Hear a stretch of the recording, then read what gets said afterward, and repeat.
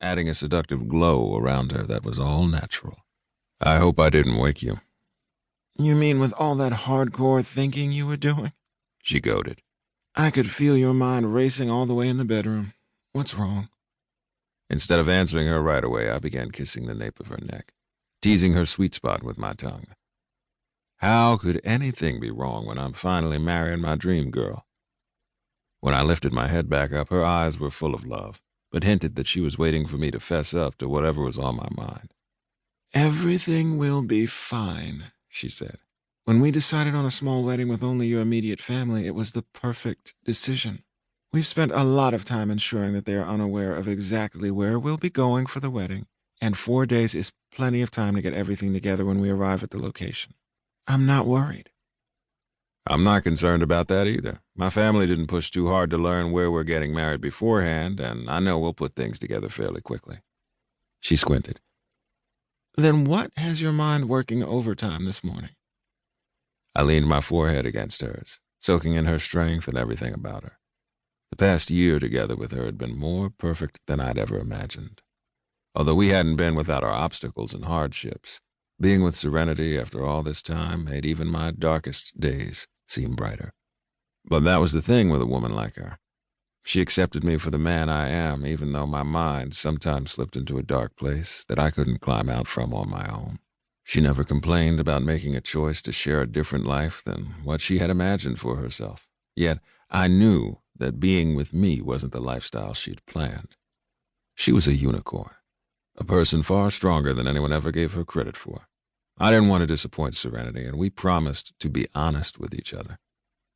Taking a deep breath, I admitted something that I'd only recently began admitting to myself. In more ways than I can count, my family is more yours than they are mine. I know they all support us getting married, but I'm not sure they truly know who they are supporting. She frowned. What do you mean?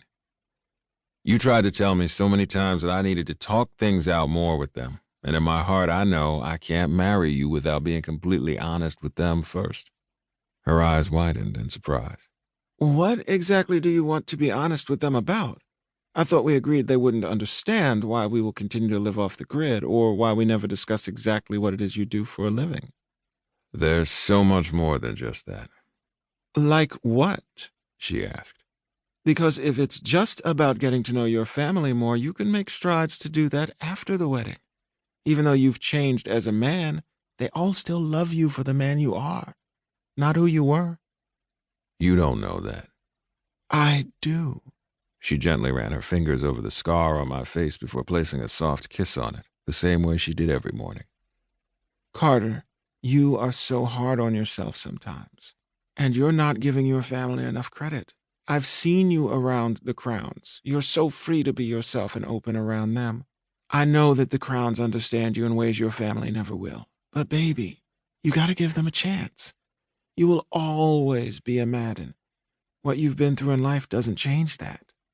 I'm trying to let them in more, I admitted, dragging my fingers down my face. I just don't think I'm doing a very good job. Maybe you should write them letters, Serenity suggested. I learned so much more about you through your words, and they helped us reconnect and find each other again. I briefly glanced away before meeting her eyes again. You already wrote them letters, didn't you? I nodded. Yeah, I did. Studying my eyes, she asked.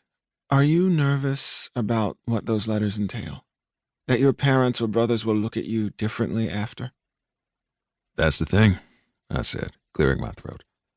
Before the wedding, I'll have another talk with my brothers and parents, but the letters I wrote were actually to my sisters-in-law. You wrote to the ladies? She asked. But why? Because I know me being estranged from my family left a hole in each of my brothers' hearts. But the women they found turned them into the men they are today. They discovered a new purpose. They started their families. They moved on even if they didn't know they needed to. I had to write the letters to them, because without them, I wouldn't have my brothers back in my life right now. Serenity's eyes watered as she listened to me speak. I hate that you think you ever lost them in the first place, but knowing what you went through, I understand. I can't have those unspoken words sitting on my heart before we get married. I want everyone in that room to know.